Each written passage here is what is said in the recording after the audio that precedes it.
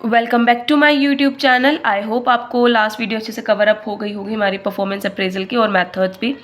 अब next method है हमारा क्रिटिकल इंसिडेंट मेथड। इसमें क्या होता है, जो एम्प्लॉयज़ की परफॉर्मेंस है उसको इवैल्यूएट करने के लिए पीरियोडिक बेसिस पर मंथली एनुअली हम ये रिफ्लेक्ट नहीं कर सकते उसकी ट्रू पिक्चर क्या है परफॉर्मेंस को, ना ही करेक्टराइज कर सकते उसके एट्रीब्यूट्स है। तो एक मेथड है जो रेगुलर और कॉन्टीन्यूस परफॉर्मेंस को डेवलप करता है ये।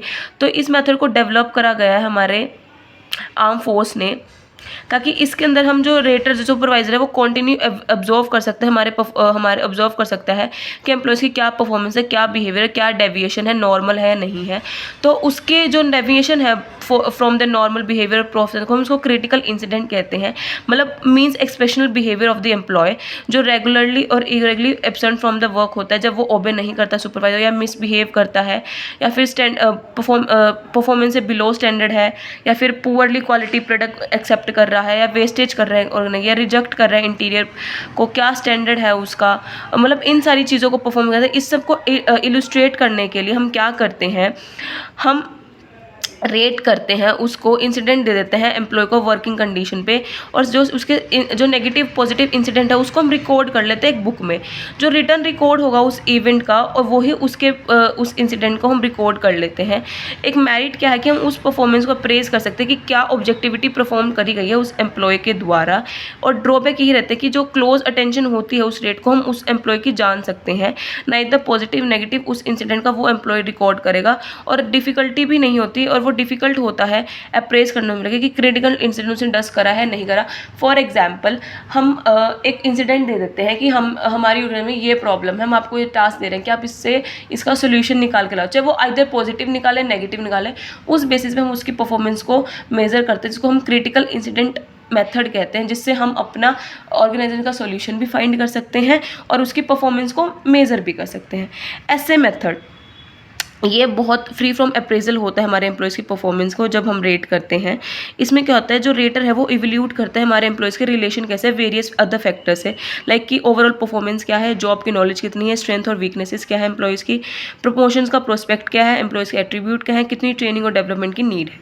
जो रेटर है वो डिस्क्राइब करता है एम्प्लॉयज़ कितना फ्री फ्रॉम ओन वर्ड्स है, कोई अटैम्प्ट उसकी अप्रेज के लिए करना है क्वालिटिव टर्म में या नहीं करना, क्या मेजर एडवांटेज होंगे कि हमें बहुत सारी इन्फॉर्मेशन मिल जाती है एम्प्लॉयज़ के बारे में कि वो उसको कितनी उसको क्या प्रोवाइड करना चाहिए, 2-3 एग्जांपल देके जजमेंट पास करके, और क्या स्पेसिफिक और जर्नल इन्फॉर्मेशन चाहिए उस एम्प्लॉय के बारे में, क्या किस मेथड सेवरल लिमिटेशन में सफ़र करती हैं, क्या स्ट्रेंथ है इस मेथड की, क्या रिटर्न स्किल है, क्या एनालिटिकल कैपेबिलिटी है उस पर्टिकुलर मेथड की जो डिपेंड करती है उस रिटेन स्किल पर और एनालिटिकल पे। सेकेंडली टाइम कंज्यूमिंग मेथड है, क्योंकि रेटर को सबसे पहले नेसेसरी इन्फॉर्मेशन को कलेक्ट करना पड़ता है और उसके बाद लिखना पड़ता है उसके बारे में। फर्दर क्या है कि जो मेमोरी पावर है रेटर की वो भी रिले नहीं हो पाती, जो क्वालिटी है रेट की वो डिपेंड करती है कि हमने कितना एबिलिटी लिखी है उस रेटर के बारे में, और एक्चुअल परफॉर्मेंस की नहीं होती है।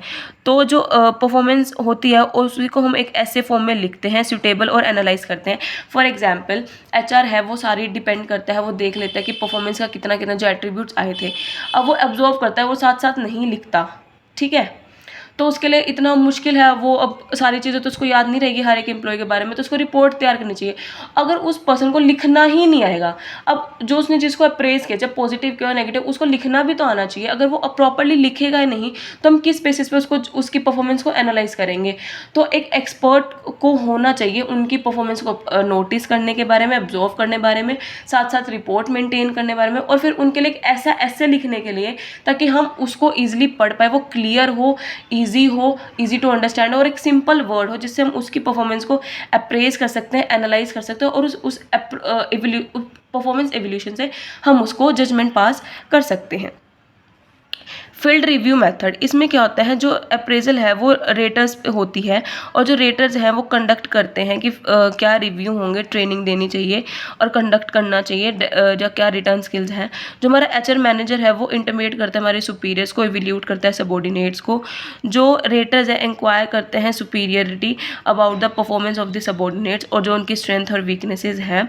डिटेल इंक्वायरी करते हैं ऑरली सुपरवाइजर से, ताकि उनके पास पूरी पर्सनल रिकॉर्ड्स हों। सक्सेस और फेलियर यही रहता है कि कितना कैपेबिलिटी है उस रेटर के बारे में, और एक्सीलेंस दे, परफॉर्म एवरेज दे, कोई बर्डन नहीं होता सुपीरियर के ऊपर, उसी के अकॉर्डिंग हम उसकी अप्रेजल फॉर्म को फिल कर सकते हैं और मिनिमाइज़ कर सकते हैं बायसेंस के बारे में। ठीक है, तो ये थे आपके ट्रेडिशनल मेथड, पर ये इतने इंपॉर्टेंट नहीं है जितने मॉडर्न मेथड है। मॉडर्न मेथड के तो इतने हैं कि हर एक मेथड पे 15 मार्क्स का क्वेश्चन भी आ सकता है। सो देखिए MBO, मैनेजमेंट बाय ऑब्जेक्टिव, इसमें क्या होता है कि जो प्रोसेस है सुपीरियर और सबॉर्डिनेट का, इस तरह से मैनेजमेंट होना चाहिए ताकि जो कॉमन गोल है वो दोनों का आइडेंटिफाई हो सके in terms of expected him, और जो भी हम मेज़र करेंगे, गाइड करेंगे, ऑपरेट करेंगे, वो कंट्रीब्यूशन होना चाहिए हर एक मेंबर का। मतलब म्यूचुअल सेटिंग गोल्स होने चाहिए। ये नहीं कि मैनेजमेंट को ऐसे ऑब्जेक्टिव्स क्रिएट करने चाहिए कि वो ऑर्गेनाइजेशन से रिलेटेड भी हो, मैनेजमेंट से रिलेटेड भी हो, हमारे एम्प्लॉयज़ के रिलेटेड से भी हो, उनके बेनिफिशियल के लिए भी हो, उनकी परफॉर्मेंस के लिए भी हो। ठीक है। इसमें प्रोसेस क्या होता है, जो सीनियर और सबॉर्डिनेट है उनका म्यूचुअली डिटरमाइन होना चाहिए गोल को अचीव करने का, परफॉर्मेंस को अप्रेज करने का। प्री डिटरमाइंड गोल होने चाहिए ताकि उन्हें हम यूज़ कर सकें और इवैल्यूएट कर सकते हैं उनकी परफॉर्मेंसेस को, ताकि हम दोनों अचीव कर सकें परफॉर्मेंस पीरियड पर। और जो भी प्री डिटरमाइंड गोल होता है हम उसे यूज़ कर सकें इवैल्यूएट करने में हमारे एम्प्लॉयज़ के परफॉर्मेंसेस क्या है। जो परफॉर्मेंस का स्टैंडर्ड है वो हमें सेट कर देना चाहिए हमारे सबॉर्डिनेट्स पे, ताकि उन स्टैंडर्ड को हम यूज़ कर सकें उनके परफॉर्मेंस की कंपैरिजन के लिए जब हम उनका कंपैरिजन करते हैं। ठीक है, जो एक्चुअल परफॉर्मेंस को हम मेजर करेंगे एम्प्लॉयज़ की, वो कंपेयर होनी चाहिए जो हमारे गोल एग्रीड करे गए हैं। सीनियर्स और सबॉर्डिनेट को म्यूचुअली डिसाइड करना चाहिए कि क्या गोल्स होंगे, क्या गोल्स हम अचीव कर सकते हैं और क्या नहीं कर सकते हैं। और हमें ये भी डिटरमाइन करना पड़ेगा कि हमारे एम्प्लॉयज़ को कौन सी ट्रेनिंग की नीड है और कौन से को हमें डिटरमाइन करना चाहिए।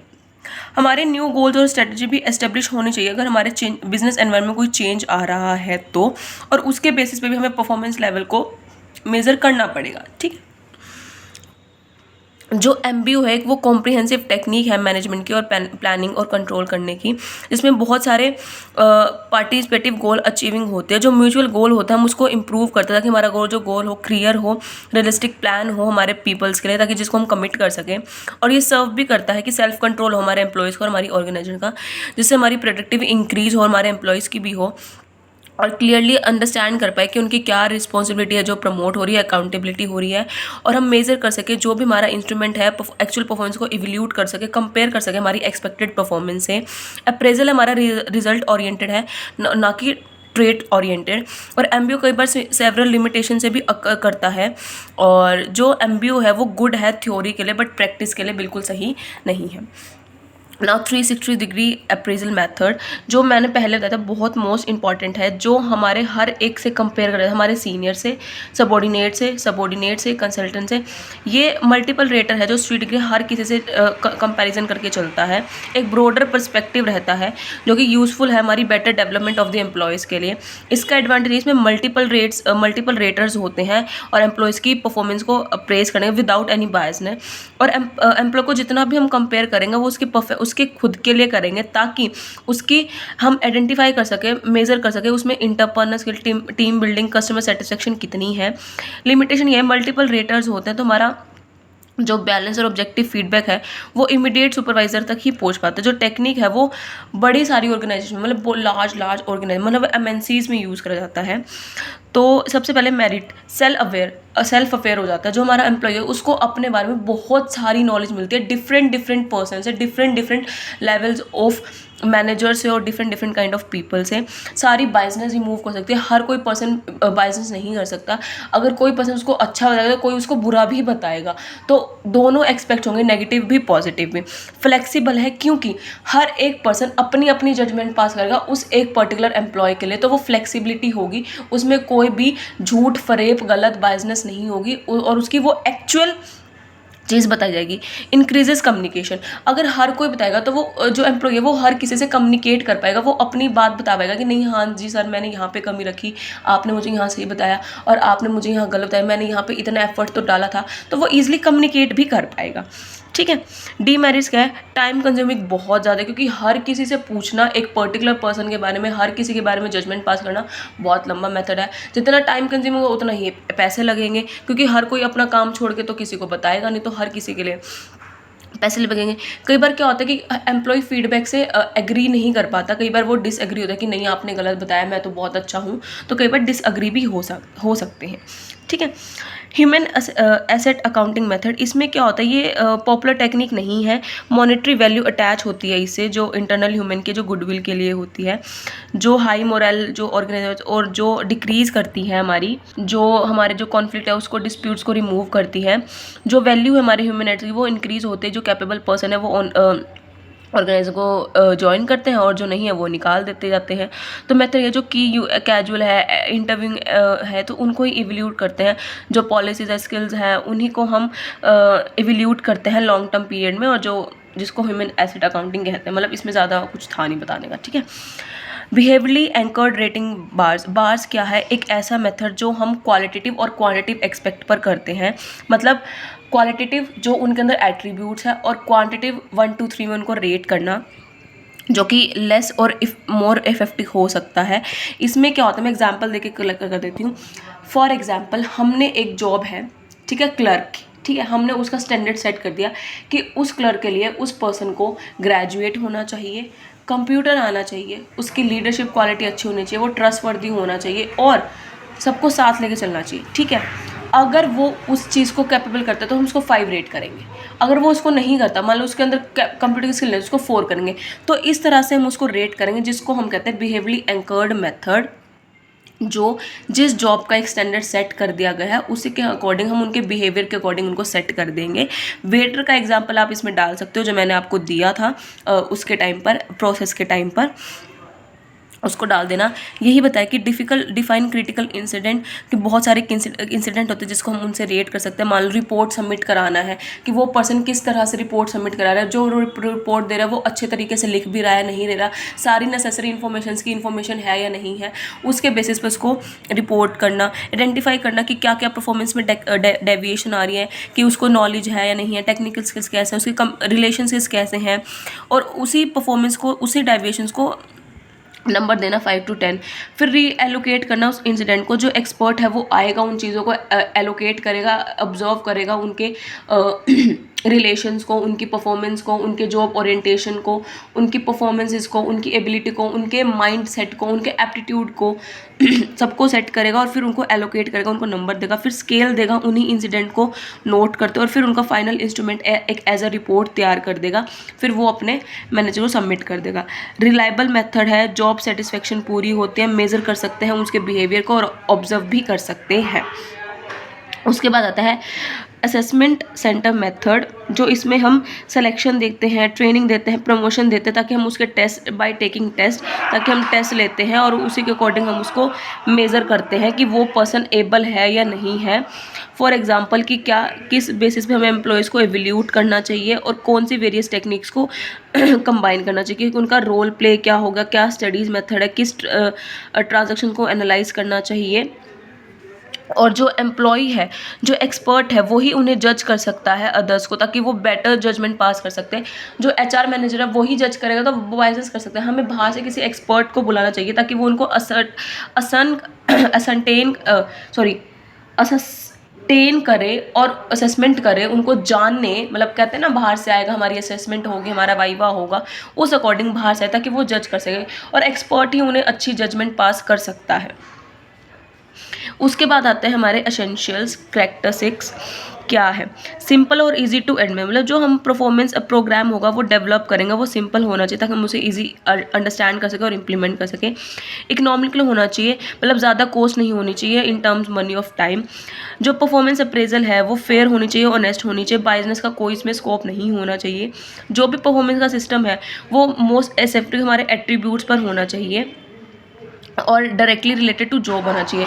कई बार क्या होता है कि हम परफॉर्मेंस को ना मेजर करते हैं, उनके बिहेवियर्स को ही परफॉर्म करते हैं, ठीक है। ओपन कम्युनिकेशन, जो हम इसमें फ्री और ओपन कम्युनिकेशन होनी चाहिए हमारे एम्प्लॉयज़ और रेटर्स के बीच में, जो एम्प्लॉयज़ है ताकि वो कन्वे कर सके हमारे एडवांस को, और क्या हमने एक्सपेक्ट किया था, क्या नहीं किया था। जो रेटर है वो कन्वे कर सके क्या फैक्टर्स हैं, क्या एट्रीब्यूट्स हैं, उनको हम मेजर्स कर सकें। स्टैंडर्ड होना चाहिए, जब भी हम अप्रेजल का डिसीजन ले रहे हैं वो हमारे एम्प्लॉयज़ की वर्किंग को अफेक्ट नहीं करना चाहिए। एक स्टैंडर्ड फॉर्म और प्रोसीजर होना चाहिए, ताकि उसी के अकॉर्डिंग हम उस परफॉर्मेंस ऑफ एम्प्लॉय को मेजर कर सकें। एक फॉर्म एक स्टैंडर्डाइज नहीं हो सकता, वो चेंज भी हो सकता है फ्रीक्वेंटली, तो उस चीज़ को हम कंपेयर नहीं कर सकते परफॉर्मेंस के टाइम पर। जो मेथड है वो लीगल होने चाहिए ताकि हम उसको मेजर कर सकें, इवैल्यूएट कर सकें एम्प्लॉयज़ के लिए, ताकि वो लीगल रिक्वायरमेंट को भी कंसिडर करता हूँ। ये नहीं कि अपने ही रूल्स बना के बैठ जाओ, नहीं, जो लीगल रेस्पेक्टिव है उनको भी हमें ध्यान रखना चाहिए। जो परफॉर्मेंस की डेवलपमेंट होनी चाहिए, जो पर्पस है परफॉर्मेंस डेवलपमेंट, यही होना चाहिए कि परफॉर्मेंस को हमें डेवलप करना है। जो भी डेवलपमेंट है, जो इवैल्यूएट है, वो यूजफुल पर्पस के लिए ही करी जानी चाहिए। अगर यूजफुल पर्पस नहीं है तो हमें परफॉर्मेंस अप्रेज नहीं करनी चाहिए, नहीं उसको इवैल्यूएट करना चाहिए। सजेशंस क्या होने चाहिए, एक पॉजिटिव कल्चर क्रिएट करना चाहिए। अगर कोई भी जो पॉजिटिव चेंज आ रहा है हमारे मैनेजर्स के में, हम अंडरस्टैंड कर सकते हैं क्या लर्निंग प्रोसेस डायनेमिक है, ताकि हम उसे लर्न कर सकें, और जो अनलर्निंग एसेप्शंस है, बिलीव्स है, मैनिपुलेट करके मॉडिफाई कर सकें हमारे बिहेवियर्स को। और जो कल्चरल एक्सपेक्ट है उस ट्रेनिंग के, वो भी हमें देखने चाहिए। जो मैनेजर्स है उसकी खुद की रिस्पॉन्सिबिलिटी बनती है ताकि वो एक पॉजिटिव कल्चर को डेवलप करे, फैसिलिटेट करे और असिस्ट करे, और परफॉर्मेंस अप्रेजल को अपने एम्प्लॉयज़ के बीच में लाए।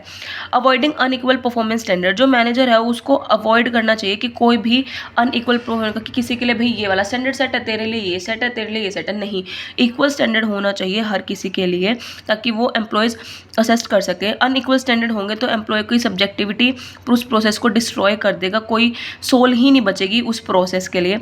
जो प्रॉब्लम है अनइक्वल स्टैंडर्ड की, वो मिनिमाइज करती है अप्रेजल क्राइटेरिया को, क्योंकि वो जॉब ओरिएंटेड हो जाएगा। जो कम्युनिकेटिंग परफॉर्मेंस एक्सपेक्टेशन होनी चाहिए वो बिफोर द अप्रेजल होनी चाहिए हमारे एम्प्लॉयज़ के लिए। ट्रेनिंग अप्रेजल, जो अप्रेजल क्या है कि एसेंशियल है, हमें बेटर से बेटर रिजल्ट अचीव करना है परफॉर्मेंस अप्रेजल का। जो ट्रेनिंग है वो इसी तरह डिज़ाइन करो ताकि जो अप्रेजल जो कैपेबिलिटी है उसको इम्प्रूव कर सकें, फीडबैक कंडक्ट कर सकें, लिसन कर सकें, सपोर्ट कर सकें, उन्हें कंसोल कर सकें। जो सब्जेक्ट्स हैं क्वेश्चन सेट होंगे सेट कर सकें। तो यही क्या क्वेश्चन अचीव आते हैं कि हमें इम्प्रूव करना चाहिए, अंडरस्टैंड करना चाहिए कि हमारा सिस्टम क्या है, क्या फॉर्म है और क्या टर्मिनोलॉजी है, क्या हमें अप्लाइड करना, क्या टर्मिनोलॉजी हमें अप्लाइड करनी चाहिए।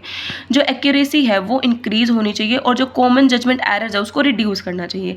हमें एनहेंस करना चाहिए सेल्फ कॉन्फिडेंस को, ताकि हम उसकी हाई रेटिंग स्किल्स कर सकें और इम्प्रूव कर सकें हर एक स्किल ऑफ लेवल को, और थ्रू प्रैक्टिसेस एंड फीडबैक। ठीक है, जो परफॉर्मेंस है, परफॉर्मेंस फीडबैक भी हमें प्रोवाइड करना चाहिए। It should be perform feedback provider. जो एम्प्लॉयज़ हैं उनको नेचुरली इंटरेस्ट होगा जानने में कि वो परफॉर्मेंस कि उन्होंने किस परफॉर्म से क्या, उन्होंने क्या एक्सपेक्टेड था। तो एम्प्लॉयज़ को पता होना चाहिए कि उन्होंने कितने अच्छे से परफॉर्म करा है, हमने किस तरीके से उनको कंपेयर करके उनका क्या परफॉर्मेंस है, और हमने क्या हमारे स्टैंडर्ड्स हमने फ्रेम किए थे। डे टू डे हमारे एम्प्लॉयज़ और मैनेजर का इंटरेक्शन ज़्यादा होना चाहिए, जिससे हमारा कंस्ट्रक्टिव फीडबैक हमारे पास बना रहे। अवॉइडिंग मल्टीपर्पज़ प्रोग्राम, जो परफॉर्मेंस अप्रेजल है वो फोकस्ड करता है एक ही, वो उस पर ही फोकस होना चाहिए। हमें कोई भी अदर टाइप के परफॉर्मेंस प्रोग्राम्स डिज़ाइन नहीं करने चाहिए हमारा, क्योंकि हमें फिर उसको डेवलप करने में इसमें डिफिकल्टी फेस करनी पड़ती है, और उसका रिजल्ट भी फेलियर ही आता है। तो सोल्यूशन यही है कि हमें सेपरेट असेसमेंट बनानी चाहिए for the development of the appraising employees. मतलब एक ही मेथड हो, एक ही प्रोग्राम हो, उनके मल्टीपर्पज़ ना हो कि हमें ये भी जज करना है, वो भी जज करना है। नहीं, अगर आपने फाइनेंस के लिए सोचा तो फाइनेंस के लिए ही सोचो, परचेज के लिए सोचा तो परचेज के लिए ही सोचो। Use the performance appraisal document, जब हम टू इम्प्रूव, हमें परफॉर्मेंस अप्रेजल को इम्प्रूव करना, तो हमें सजेशंस भी बनाने चाहिए उस परफॉर्मेंस को, तो उसके डॉक्यूमेंट्स बनाने चाहिए। एटलीस्ट हम क्वार्टरली और ईयरली तो बना ही सकते हैं। जो परफॉर्मेंस है डॉक्यूमेंट का वो डिस्कस कर सकते हैं, जो हमारे एम्प्लॉयज़ की परफॉर्मेंस के इंफॉर्मेशन रिकॉर्ड करेंगे, और वो डॉक्यूमेंट एक रनिंग रिकॉर्ड होगा हमारी एम्प्लॉयज़ की परफॉर्मेंस के लिए। एक पिक्चर होगी एम्प्लॉयज़ के अकम्पलिशमेंट की, और उनके प्रोग्रेस हमें दिखेगी थ्रू आउट द ईयर। आपको मच्छर दिख रहे हैं ना घूमते हुए, मुझे काट भी रहे हैं। टू वे डिस्कशन, जो मैनेजर है वो एंगेज होना चाहिए हमारे एम्प्लॉयज़ के साथ, टू वे डिस्कशन होना चाहिए उस परफॉर्मेंस के बारे में। जो परफॉर्मेंस है वो अप्रेज करी चाहिए ताकि इम्प्रूव करें हमारे एम्प्लॉयज़ आफ्टर डिस्कशन। जो परफॉर्मेंस हमारे वो कभी भी मैनेजर्स के साथ नेवर टॉक ना हो, जो एम्प्लॉयज़ उसे करते रहना चाहिए, उनके बताने चाहिए। अगर वो टू वे कन्वर्सेशन नहीं करेगा तो वो एक लेक्चर होगा, तो उसको अपनी कन्वर्सेशन पॉजिटिव वे में करनी चाहिए, ताकि वो अपना वे भी रखे, अपना सजेशन भी रखे, और वो उसका सजेशंस भी ले। एम्प्लॉयज़ के ऊपर ट्रस्ट होना चाहिए ताकि इफेक्टिव हमें परफॉर्मेंस मिले। अगर हम हमारे एम्प्लॉयज़ को ट्रस्ट ही नहीं करेंगे तो वो राइट थिंग करेंगे ही नहीं। अगर वो राइट थिंग करना भी चाहेंगे तो भी नहीं कर पाएंगे। तो जो सेट हमने परफॉर्मेंस के गोल्स के करे हैं वो क्रिटिकली इंपॉर्टेंट होते हैं। मैनेजर्स एम्प्लॉयज़ को गोल्स सेट कर देने चाहिए ताकि हमारा जो इंपॉर्टेंट फैक्टर है वो बना रहे, और जो गोल्स हमने सेट करे हैं वो हमारे एम्प्लॉयज़ की प्लान्स और इम्प्लीमेंट हमें करने चाहिए ताकि हम नेसेसरी गोल तक रीच कर सकें। और जो परफॉर्मेंस है वो सपोर्ट करते हैं, रिफ्रेन करते हैं हमारे एम्प्लॉयज़ की एम्पावरमेंट को, उनकी एबिलिटी को, ताकि हमें एक सक्सेसफुल अकम्पलिशमेंट मिले। ठीक है। एम्प्लॉय सेल्फ अप्रेजल, हम मैनेजर को इम्प्रूव करनी चाहिए उनके अप्रेजल को, सेल्फ अप्रेजल भी होना चाहिए। बहुत सारे मैनेजर्स फार टू होते हैं, उनकी एक कॉपी देने में एक्चुअल परफॉर्मेंस नहीं दे पाते हैं। तो जो मैनेजर है वो एम्प्लॉयज़ को फॉर्म फिल कर देना चाहिए और एम्प्लॉयज़ को ग्रेड भी करना चाहिए, स्कोर भी करना चाहिए, और एम्प्लॉयज़ की सारी पॉजिटिव को भी रिकॉर्ड करना चाहिए। जो मैनेजर है एम्प्लॉयज़ को बताए कि उनकी ये अप्रेजल हुई है, वो यहाँ पे अच्छे हैं, यहाँ पे नहीं है, और मैनेजर को साइन भी करना चाहिए कि वो कहाँ पे अच्छे और कहाँ पे बुरे हैं। ठीक है। तो ये था कि आपके और क्या बेटर तरीके हो सकते हैं परफॉर्मेंस को अप्रेज करने के। इसके बाद आते हैं लेवल्स। इस टॉपिक को क्रॉस कर दीजिए, ना तो मुझे समझ में आया, ना मेरी मैम को आया था, इसलिए मुझे खुद नहीं नॉलेज इस टॉपिक के बारे में, और ना ही यूट्यूब पर है, तो आप इसको क्रॉस कर दीजिए, ये टॉपिक नहीं आएगा। ठीक है। उसके बाद आपका टॉपिक है ethics. Ethics are the most important. देखिए एथिक्स में क्या होता है, बहुत इंपॉर्टेंट है, रीज़न है, सब्जेक्टिव है, ताकि एक रिलेशनशिप बना जाए मैनेजर और एम्प्लॉयज़ के बीच में, और रिव्यू करता रहे, और एथिक और अनएथिक होना चाहिए। रिवार्ड, पनिशमेंट, थ्रेट्स, ये पॉजिटिव वे में होने चाहिए, नेगेटिव नहीं होना चाहिए, ताकि ये एम्प्लॉयज़ के मोरल को इफेक्ट ना करे। जो अप्रेजर है वो भी ऐसी होनी चाहिए ताकि एम्प्लॉयज़ को रिवार्ड लगे, मतलब वो उसे अनदर वे में ना ले, एक अच्छे में ले। अगर हम उसे रिवार्ड कर रहे हैं तो पॉजिटिव वे में करें, पनिशमेंट दे रहे हैं उसको हम पॉजिटिव में लें, और कोई अगर थ्रेट भी कर रहा है मैनेजर तो उसको भी पॉजिटिव वे में, नेगेटिव ना लो, उससे काफ़ी इफेक्ट पड़ेगा आप पर भी, उसकी परफॉर्मेंस पर भी, और ऑर्गेनाइजेशन पर भी। रिलायबल और वेबिलिटी, जो अप्रेजर है वो कंसिस्टेंट, रिलायबल और वैलिड इन्फॉर्मेशन पर ही होनी चाहिए। सेंट्रलाइज, जो हमारा प्रोसेस है वो फॉर्म, टेक्निक्स, रेटिंग स्टैंडर्ड्स होने चाहिए ताकि वो अफेक्ट ना करे हमारे एम्प्लॉयज़ के ग्रुप को। फॉर एग्जांपल, अगर हम एक फॉर्म पर रेट कर रहे हैं तो हर एक एम्प्लॉय को ही करें, जो ताकि सेम वे पे हम दूसरों को भी दे सकें। रेटर एरर, कई बार रेट बायसेस हो सकते हैं। जब हम पर्सन फॉर्म फिल करता है तो जो एम्प्लॉयर वो डिस्टोर्शन हो जाता है इन्फॉर्मेशन का, जिससे जो ओन वैल्यूज और प्रिंटमेंट हो जाता है। Similar to me, different from me, error, तो क्या होता है कि मुझसे तो कर रहा है पर एरर है, तो जो करेक्टर साइड है वो सिमिलर होने चाहिए, डिफरेंट नहीं होने चाहिए, ताकि हम मेजर कर सकें इंडिविजुअल की जॉब परफॉर्मेंस को, और जो हमारा एंड अप है मेजर करने का इंडिविजुअल को, वो अनदर पर्सन से एंगेज हो। ट्रेनिंग एंड अप्रेजल, जब भी हम ट्रेनिंग दे रहे हैं अप्रेजर को तो वो फैमिलियर वे में होनी चाहिए, डिफरेंट रेटिंग एरर्स नहीं होता है, जैसे परफॉर्मेंस रेट को इम्प्रूव करने के लिए होनी चाहिए वो ट्रेनिंग, ताकि वो अगर वो अनअवेयर है एथिकल इन एनालिसिस तो उन्हें पता चल जाए। जो एम्प्लॉयज़ का एक्सेशन है रिजल्ट का, वो नेसेसरी ग्रोथ और अक्कर को चेंज करता है, जिसका रिजल्ट एम्प्लॉयज़ को अनएथिकल ही मिलता है, जो कॉन्फिडेंटली अप्रूव कर सकते हैं और जो अननेसेसरी नहीं है। ठीक है।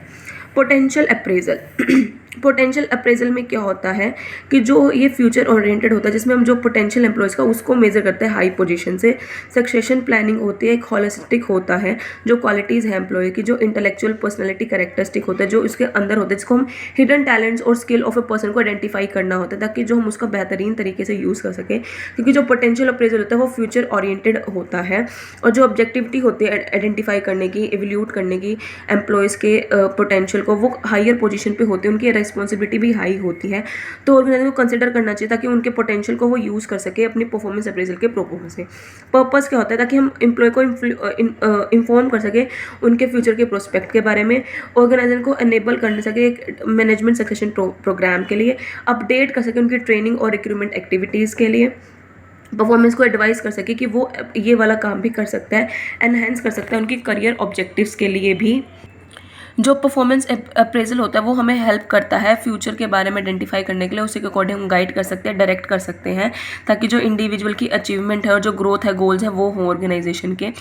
जो पोटेंशियल है वो इंक्लूड होती है performance appraisal on the organization में, और जो पोटेंशियल है वो इंप्रूव करता है परफॉर्मेंस को, और एवरेज वर्कर और जो बेस्ट परफॉर्मेंस है परफॉर्मेंस की पर्टिकुलर टास्क में वो निकल सकती है। लार्ज डिफरेंसेस होते हैं सजेशन देने में और परफॉर्मेंस को इंप्रूव करने में, ब्रिंगिंग लाने में, और ये बेस्ट क्लोजअप होता है बेस्ट परफॉर्मेंस के लिए। और बहुत सारी टेक्निक्स भी हैं, खुद से करना, जो पर्सन सेम वर्क कर रहा है उसको प्रेज करना, सुपीरियर उसको प्रेज करें, एमबीओ का हम यूज़ कर सकते हैं, साइकोलॉजी एंड साइकोलॉजी टेस्ट लेके, जो गेम्स है रोल प्ले है उसके थ्रू हम पोटेंशियल टेक्निक्स पोटेंशियल अप्रेजल कर सकते हैं, लीडरशिप एक्सरसाइज करवा के भी हम उसकी टेक्निक्स को ला सकते हैं। परफॉर्मेंस क्या है, रोल डिस्क्रिप्शन। जो गुड पोटेंशियल अप्रेजल सिस्टम होगा वो क्लैरिटी, रोल्स और फंक्शंस के ऊपर बेस्ड होगा, और different roles of the organization में जो एक्सटेंड करता है जॉब डिस्क्रिप्शन, जो मेड करता है अवेलेबिलिटी ऑफ ईच जॉब। ठीक है, जो जॉब डिस्क्रिप्शन होगा वो स्पेल आउट करता है कि वेरियस फंक्शंस क्या होंगे इस जॉब को परफॉर्म करने के लिए। क्वालिटीज़ रिक्वायर्ड, जो जॉब डिस्क्रिप्शन होता है वो नेसेसरी डिटेल्स दे देता है कि क्या क्वालिटीज़ रिक्वायर्ड है उस पर्टिकुलर जॉब को परफॉर्म करने के लिए। तो क्वालिटीज़ क्या हो सकती हैं, technical knowledge of skill, capabilities and quality, behaviour quality and controllable quality, individual and qualities. ये जो गुड पोटेंशियल सिस्टम होगा वो एक फंक्शंस और क्वालिटीज़ होंगे, एक मर्चेंटाइज होगा जो जज करता है क्वालिटीज़ को एक इंडिविजुअल की। और वो क्वालिटीज़ क्या होती हैं, जो उसको रेट करते हैं, कुछ साइकोलॉजिकल टेस्ट, एक गेम्स एंड एक्सरसाइज के थ्रू हम उसके पोटेंशियल को बाहर ला सकते हैं और परफॉर्मेंस अप्रेज कर सकते हैं। ऑर्गेनाइजिंग द सिस्टम, एक बार हमने जो क्वालिटीज़ है हमें the qualities required to perform these function, जो हमें क्वालिटीज़ चाहिए उस फंक्शन को परफॉर्म करने के लिए हम उन क्वालिटी को इंडिकेट करते हैं, जनरेट करते हैं उन इंडिकेट ताकि वो हमें क्लियर हो और ऑर्गेनाइजर उसको साउंड पोजीशन एस्टेब्लिश कर सके और उस पोटेंशियल को अप्रेज कर सके, ऑपरेट कर सकते हैं।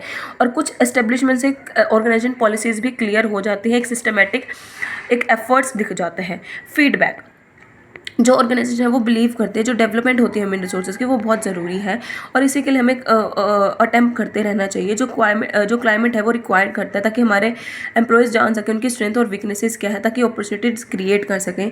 एक गुड पोटेंशियल अप्रेजल सिस्टम वही होगा जो अपॉर्चुनिटी प्रोवाइड करेगा हमारे एम्प्लॉयज़ को ताकि वो जान सकें उनका रिजल्ट क्या है और उन्हें हेल्प करेगा अंडरस्टैंड करने में क्या क्वालिटीज़ है और क्या एक्चुअल परफॉर्मेंस है, उनका क्या रोल है, ताकि वो सोचें उनके अंदर पोटेंशियल क्या है और वो उसको बाहर लाएँ। और जो गुड पोटेंशियल होगा एक ऐसा होगा जो उनको अपॉर्चुनिटी कॉन्टीन्यूसली देगा हमारे एम्प्लॉयज़ को ताकि वो जान सके उनकी स्ट्रेंथ और वीकनेसेस क्या है, उनके लिए काउंसलिंग करेगा, उनको गाइड करेगा ताकि पर्सनल डिपार्टमेंट होगा उनका मैनेजर के साथ और वो एनेबल कर सकता है अपने आप को डेवलप कर सकते, एक सेल्फ परस्पेक्शन रियलिस्ट कर सकते हैं और प्लान कर सकते हैं अपने करियर के बारे में, डेवलपमेंट के बारे में। ठीक है, तो इसी के साथ आपका चैप्टर नंबर 8 खत्म होता है और आपकी HRM खत्म होती है।